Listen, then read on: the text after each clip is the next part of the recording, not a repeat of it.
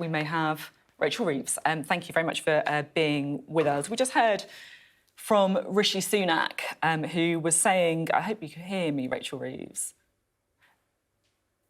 Hello there. There you are. Excellent. Good news. So we just heard from Rishi Sunak, the Chancellor, effectively saying that things are going to get difficult and that he is not going to be able to help or fully mitigate the cost of living crisis.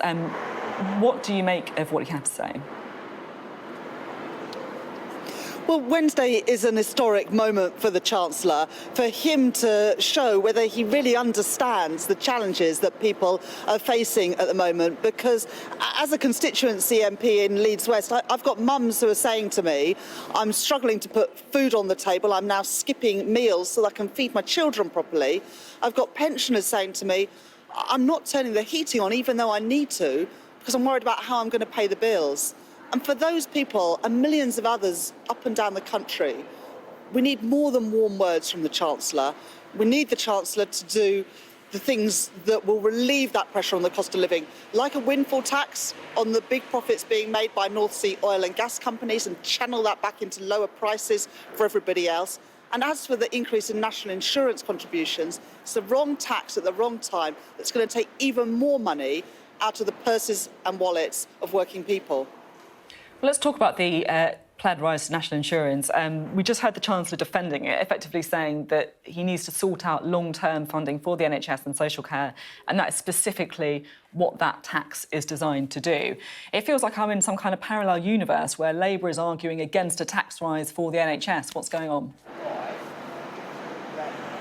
Well, originally, you'll remember, Sophie, that the Chancellor and Prime Minister said that the national insurance contribution rise was to fix the social care problem. But we now know that there's going to be no new money for social care in this Parliament. Then they said it was to reduce NHS waiting times. But there's no credible plan to do that in this Parliament.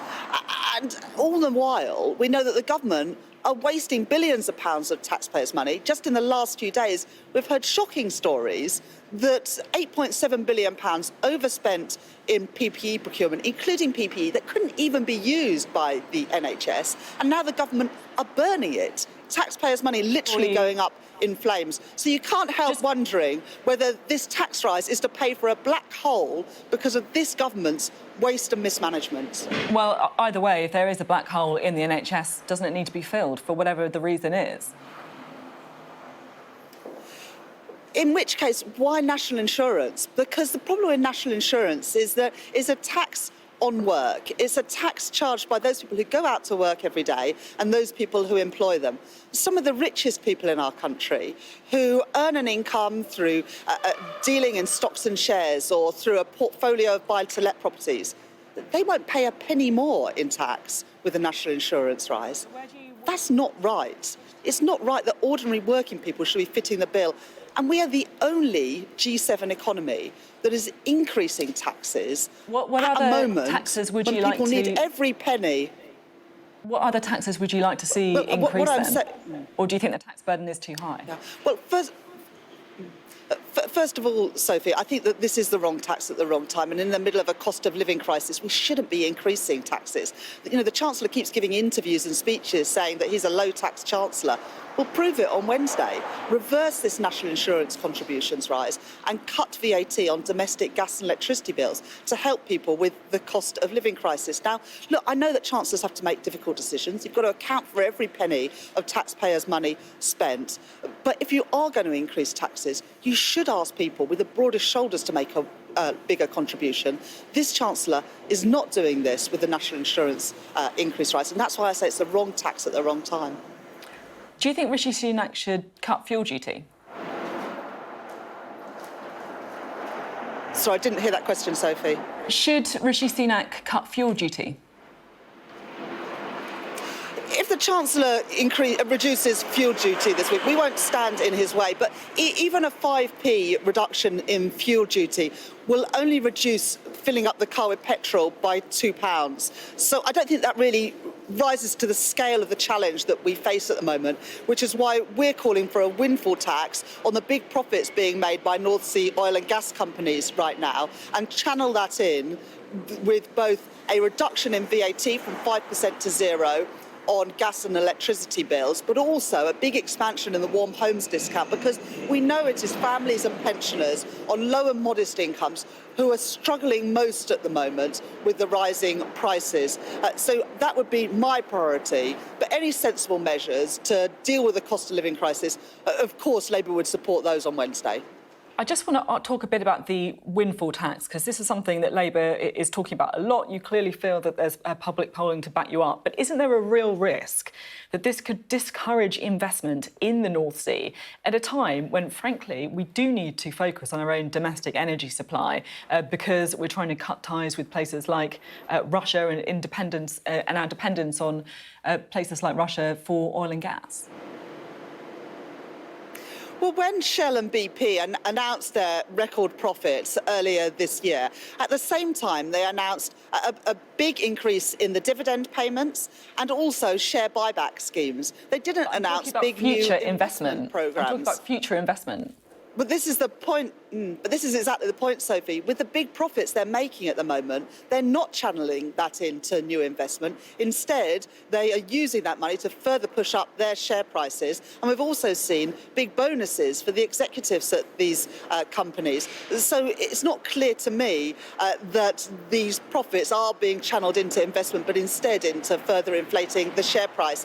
When I first said that there should be a windfall tax back in January, we thought it would raise about £1.2 billion. But since then, oil and gas prices have increased substantially, and that surcharge, that windfall tax, would now bring in about £3.7 billion.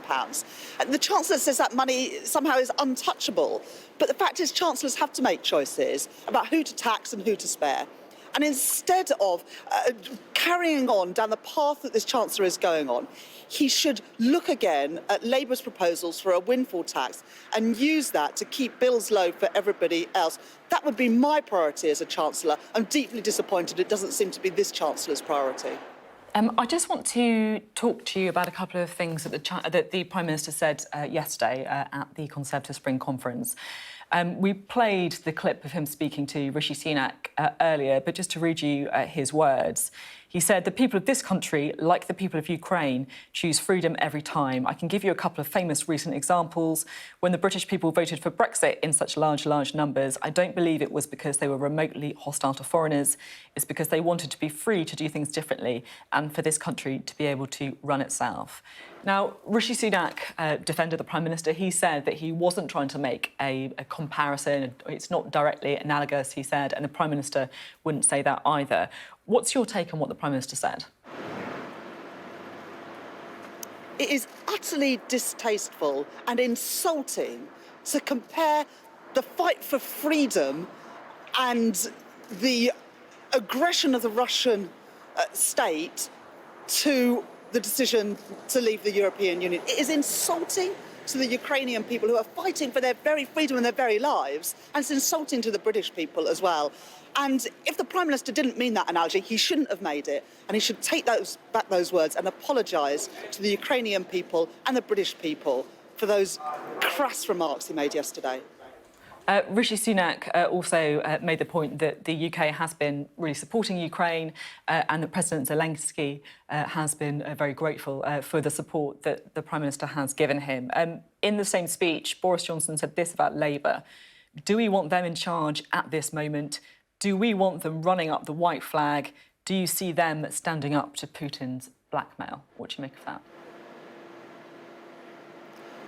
Well, I'm not going to take any lessons from this Prime Minister about standing up to the Russians. This was a Prime Minister who, on the eve of the invasion of Ukraine, was whining and dining people with close links to Putin's regime. This is a Prime Minister who overruled the security service in giving a peerage to now Lord Lebedev of Siberia. So I'll take no lectures from this Prime Minister. He lacks the seriousness and gravity for the moment, and I would ask the Prime Minister to apologise for his words that are deeply insulting to the people of Ukraine and absolutely ridiculous about the Labour Party.